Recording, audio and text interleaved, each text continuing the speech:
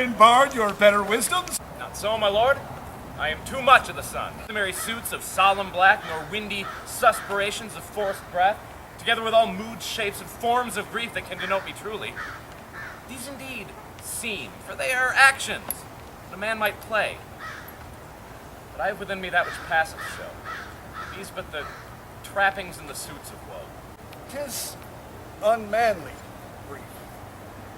We pray, throw to the earth this unprevailing woe, and look as us, as of a father. For let the world take note, you are the most immediate to our throne, and with no less nobility of love than that which dearest father bears his son do I impart to you. Shall in all my best obey thee, madam. Why, 'tis a loving and a fair reply. Come, madam, this gentleman of course in the court of Hamlet sits smiling on my heart. Be as ourself, your grandmother. Come away.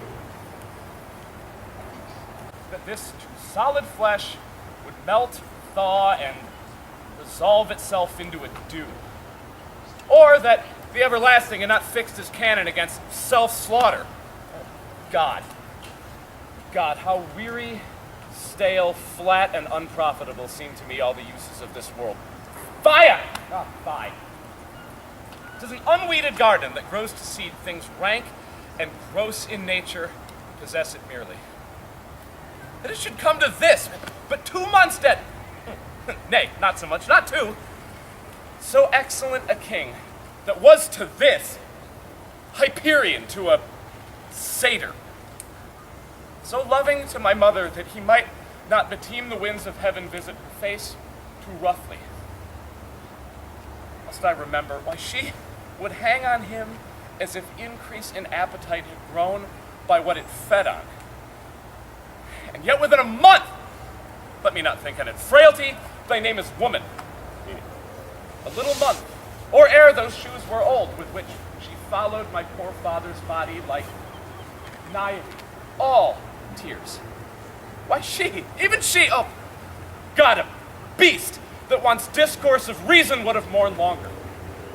Married with my uncle, my father's brother, but no more like my father than I to Hercules. Oh, wicked speed to post with such dexterity to incestuous sheets. It is not, nor cannot come to good. Sir, my good friend, I'll change that name with you. But what make you from Wittenberg, Horatio? Marcellus? My good lord. Good even, sir, I am glad to see thee well. What, in faith, make you from Wittenberg? A truant disposition, my lord. I would not hear your enemies say so. I know you are no truant.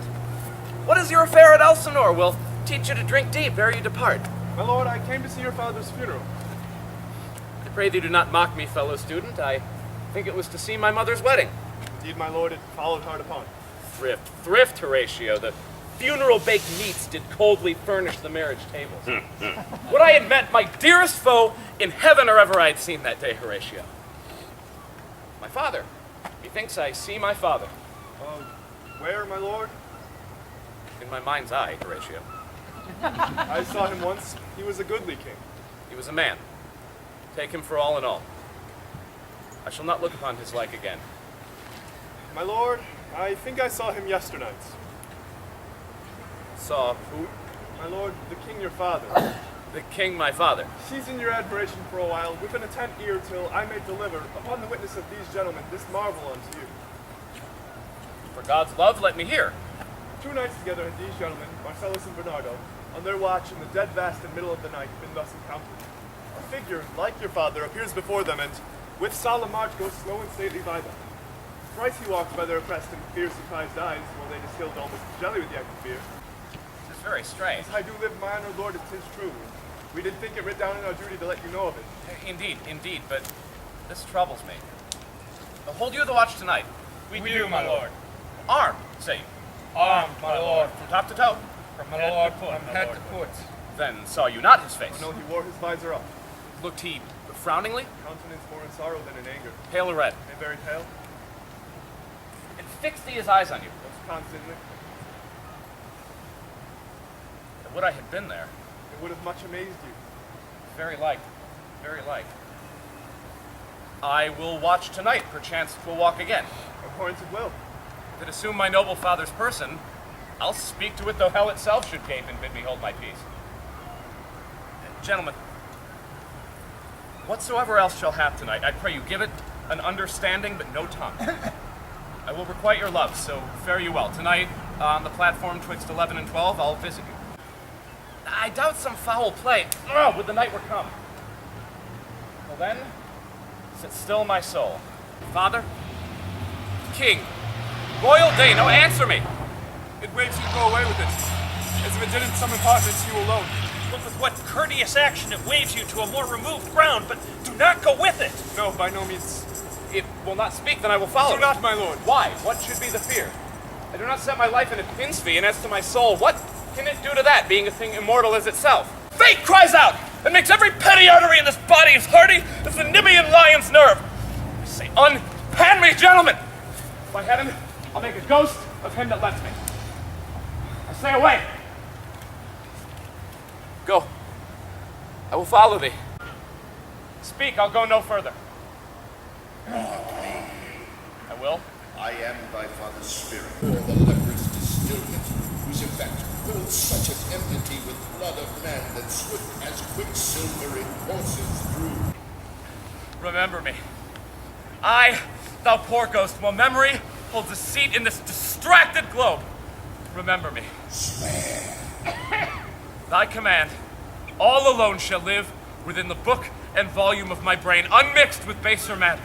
Adieu, and remember me! I hold it fit that we should shake hands and part. You, as your business and desires shall point you, as every man has business and desires, such as it is. Look, you, for my own poor part, I'll go pray. These are but wild and whirling words. I'm my sorry, lord. they offend. Yes, in faith, heartily. There's no offense, my lord. Yes, by St. Patrick, but there is, Horatio, and much offense too, touching this vision here, for it is an honest ghost, that let me tell you. For your desire to know what is between us, or master it as you may. Come, friends, for you are friends, scholars, soldiers. Give me one poor request. What, my lord, we will. Never make known what you have seen tonight. We will not. Nay, swear it. Well, by day and night this is wondrous strange. Therefore, as a stranger, give it welcome. There are more things in heaven and earth, Horatio, than are dreamt of in your philosophy. But come, here as before, never, so help you mercy, however strange or odd sore I bear myself, as I, perchance hereafter, shall think it meet to put an antic disposition of, that you at such time seeing me never shall, with arms encumbered thus, or with this shaking of the head, or by doubtful pronouncing of some phrase as, well, we know, or they could if they would, or we list to speak, or there be, and if they might, or such ambiguous giving out to note that you know aught of me. This not to do. So grace and mercy at your most needs help you. Swear it. Come. Friends, with all my love, I do commend me to you. So fare you well. Come, let's go in together, and still your fingers on your lips, I pray. The time is out of joint. Oh, cursed spite that ever I was born to set it right.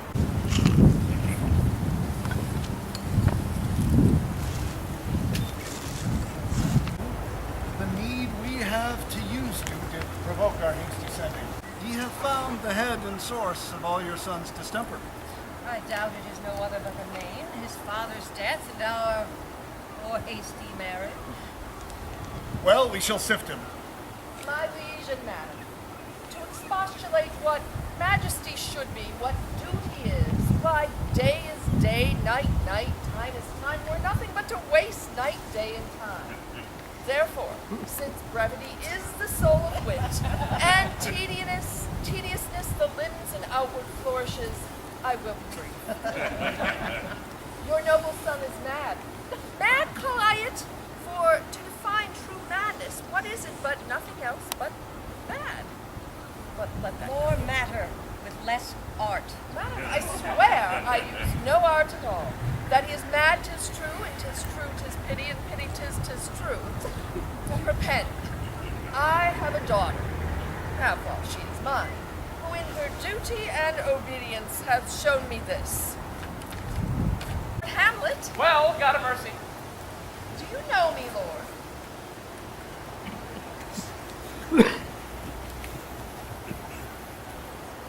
Excellent, well. You are a fishmonger. Not I, my lord. Then I would you were so honest a man. Honest, my lord? Aye, sir, to be honest in this world is to be one man picked out of 10,000. Very true, my lord. For if the sun breed maggots in a dead dog, a god kissing carrion. Have you a daughter? I have, my lord. Let her not walk too much of the sun. Conception is a blessing, but not as your daughter may conceive. Friend, look to it. Still harping on my daughter. And yet he knew me not at first. Thought I was a fishmonger. What do you read, my lord? Words. Words. What is the matter, my lord? Between whom? I mean the matter that you read. Slanders, sir, for the satirical rogue says here that old men have gray beards, that their faces are wrinkled, and that they have a plentiful lack of wit, together with most weak hands. All of which, though I most powerfully and potently believe, yet I hold it not honesty to have it thus set down. For you, sir, could be as old as I am, if, like a crab, you could go backwards. My honored lord. My most dear lord. My excellent good friends of Guildenstern Rosencrantz. Good lads, how do ye both? As the indifferent children of the earth. Happy in that we are not over happy. Privates. The secret parts of fortune. Oh, most true, she is a strumpet. Oh, well, what's the news? Oh, none, my lord, but that the world's grown honest. Well, then is doomsday near, but your news is not true. Tell me, my good friends, what have you deserved at the hands of fortune that she sends you to prison hither? Prison, my lord. Denmark's a prison. Then is the world one. A goodly one. With many wards, confines, dungeons. Denmark being one of the worst. We think not so, my lord. Why then, 'tis none to you. For there is nothing either good or bad that thinking makes it so. What should we say, my lord? Why, anything, but to the purpose. You were set for. There is a kind of confession in your looks which your modesties have not craft enough to color. I know the good king and queen have sent for. To what end, my lord? Most excellent canopy. The air, look you, this brave, overhanging firmament, this majestical roof fretted with golden fire, appears to me nothing but a foul and pestilent congregation of vapors. What a piece of work, man. How noble in reason, how infinite in faculty. Yet to me, what is this quintessence of dust? I will prophesy that he comes to tell me of these players of the market. Oh! You say right, Monday morning, 'twas so indeed. My lord, I have news for you. I have news for you. Actors for tragedy, comedy, history, pastoral, comical pastoral, pastoral historical, tragical historical, scene indivisible, or poem unlimited. These are the only men. My one fair daughter and no more, the which ye loved passing well. Still harping on my daughter. Am I not in the right, old gentleman?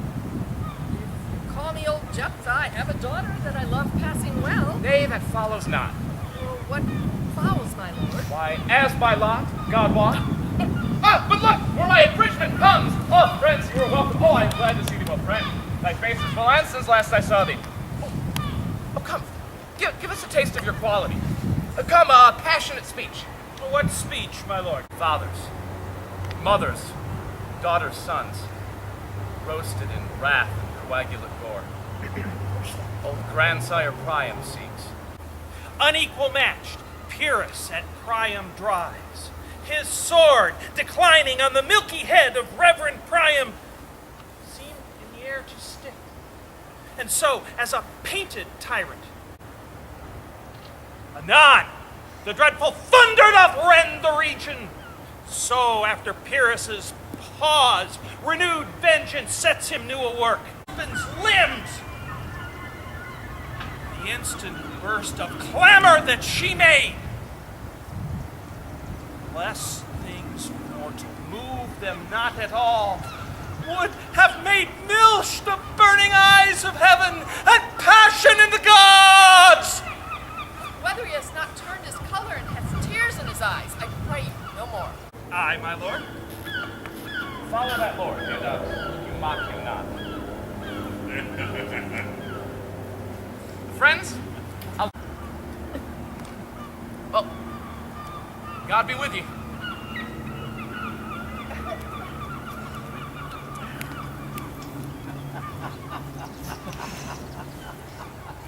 Now I am alone. Oh, what a rogue and peasant slave am I. To her that he should weep for her. And what would he do? Would he the motive or the cue for passion that I have? He would drown the stage with tears, cleave the general ear with horrid speech, make mad the guilty, appall the free, confound the ignorant, and amaze indeed the very faculties of eyes and ears. Yet I, a dull and muddy, meddled rascal, peak like John a Dreams, unpregnant of my cause, and can say nothing.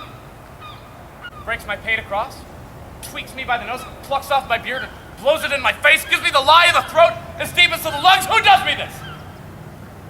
Swoons. I should take it, for it cannot be, but I am pigeon-livered and lack gall to make oppression bitter. For ere this, I should have fatted all the region kites with this slave's awful, bloody body villain.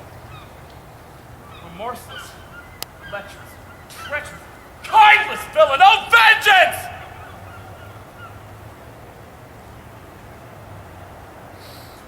Why, what an ass am I? Oh, this is most grave. That I, the son of a dear father, murdered, prompted to my revenge by heaven and hell, must, like a whore, unpack my heart with words and fall a cursing like a very drab, scullion, violent foe. About my brains.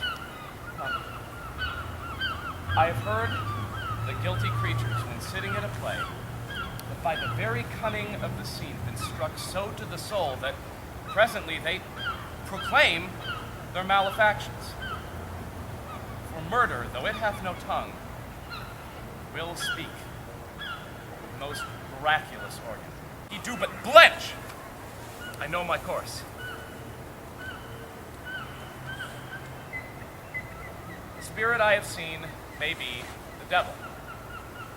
The devil hath power to assume a pleasing shape, yea, and perhaps out of my weakness and my melancholy, as he is very potent with such spirits, abuses me to damn me. I'll have grounds more relative than this. The play is the thing wherein I'll catch the conscience of the king. To die, to sleep, no more.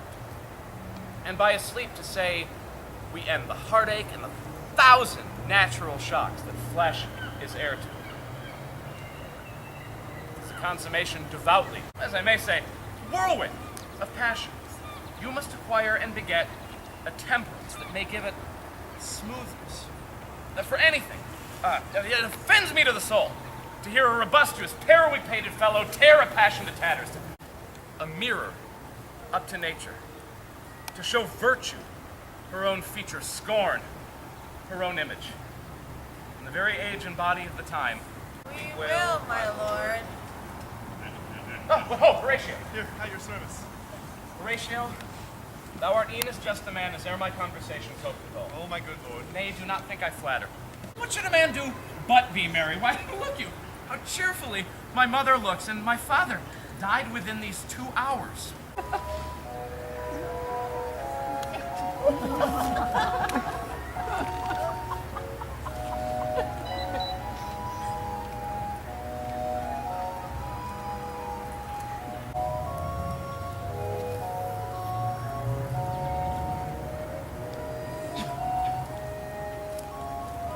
Oh, 30 times hath Phoebus' cart gone round Neptune's salt wash, Tullus orb round, since love our heart and Hymen that our hand unite most commutual in love's sacred bands. So many journeys may the sun and moon make us again count o'er ere love be done. Now what my love is, proof hath made you know. And as my love is sized, my fear is so. Where love is great, the littlest doubts are fear. Where little fears grow great, great love is there. The Mousetrap, Mary Howe, tropically. This play is the image of a murder done in Vienna. Gonzago is the Duke's name, and his wife Batista you shall see anon.